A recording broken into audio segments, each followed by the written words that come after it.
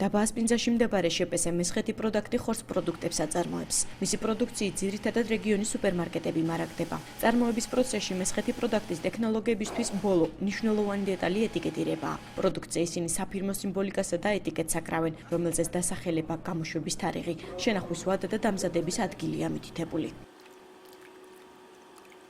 როდესაც ეს პროდუქცია დამზადება შედის პეჩში, იქიდან გამოდის ცხელი, უნდა ჩავყავთ ცივ წყალში. შემდეგ, როდესაც გაცივდება პროდუქცია, ამოვიღებთ, დაიწურება და ვაკეთებთ ეტიკეტს.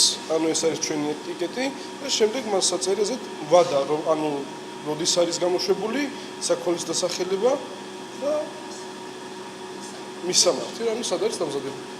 სურსათის დასახელება, მისი შემადგენლობა და ტექნოლოგიური დანიშნულება, საკვები დანამატები, დამზადების თარიღი, ვარგისიანობის ვადა, წარმოებელი ქვეყანა და ფირმა, შენახვის განსაკუთრებული პირობები. ეს ის ძირითადი ინფორმაცია, რომელიც საკვები პროდუქტის კანონმდებლობის მიხედვით შეფუთვაზე დატანილი აუცილებლად უნდა იყოს. ახალციხ ხელმყიდველთა უმრავლესობამ ეტიკეტის დანიშნულების შესახებ იცის, თუმცა მაცხოვრებლები ამბობენ, რომ პროდუქტს ხშირად არ ამოწმებენ.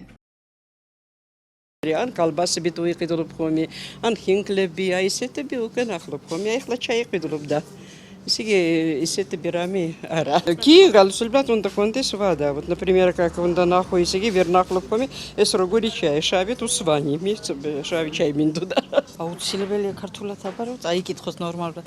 მაგრამ ზოგჯერ არის ისეთი წვრილად აწერია, ვერც გებულობს ადამიანი. აი ეს ცუდია. ნუ აი შემადგენლობა რაც შედის პროდუქტში ხო და მთავარი წარმოებელი კიდე აუცილებლად. სურსათის ეროვნულ სააგენტოში განმარტავენ, რომ გასული წლის განმავლობაში მომხმარებელთა მიერ სამომხმარებლო კონტროლის დონე საკმაოდ გაიზარდა. როგორც სააგენტოს სურსათის დეპარტამენტის უფროსი კახა სოხაძე ამბობს, ეტიკეტზე პროდუქტის რაობის შესახებ ინფორმაცია გარკვევითი და მკაფიო ასოებით უნდა იყოს განთავსებული, რათა მომხმარებელმა იგი გაარჩიოს. მისივე თქმით, აუცილებელია სურსათზე მითითებული იყოს მისი სპეციფიკური თვისებები და მახასიათებლები, ასევე მისი შენახვის პირობები. ანუ ეტიკეტზე აუცილებლად უნდა იყოს მითითებული თვითონ სურსათის დასახელება, წარმოებელი, შემადგენლობა, ინგრედიენტების მითითებით, საკვები დანამატები, რომელიც გამოყენებული იქნა სურსათის დამზადებისას, თავისი ტექნოლოგიური დანიშნულების მითითებით აუცილებლად. უნდა იყოს დამზადების თარიღი აუცილებლად და მოხმარების ვადა, რომელსაც ძალიან დიდი ყურადღება უნდა მიაქციოს მოხმარებელმა. ასევე შენახვის განსაკუთრებული პირობები, ანუ თუ ჭირდება რაიმე ტემპერატურული რეჟიმი, ან სხვა რაიმე რეჟიმები აუცილებლად უნდა იყოს მითითებული. ენერგეტიკული ღირებულება. 100 გრამ სურსათზე, 100 მილილიტრი სურსათზე გადაანგარიშებით. და ასევე ცილების ცხიმის ნახშირწყლების შემცველობა.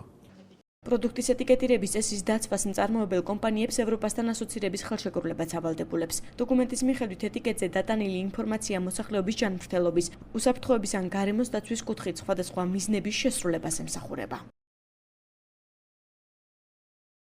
სავალდებულო ნიშანდებასა და ეტიკეტირებასთან დაკავშირებით მხარეები თანხმდებიან, რომ ისინი ეცდებიან მინიმუმამდე დაიყვანონ საკუთარი მოთხოვნები ნიშანდებასა ან ეტიკეტირებასთან მიმართებით. გარდა იმ შემთხვევებისა, როცა ეს საჭიროა ამ სფეროში ევროკავშირის კანონმდებლობის მისაღებად და ასევე ჯანმრთელობის, უსაფრთხოების ან გარემოს დაცვის ან საჯარო პოლიტიკის სხვა კეთილგონივრული მიზნების შესასრულებლად. მხარეები იტოვებენ უფლებას მოითხოვენ, რომ ინფორმაცია ეტიკეტზე ან ნიშანდებაზე მიეთითოს რომელიმე კონკრეტულ ენაზე.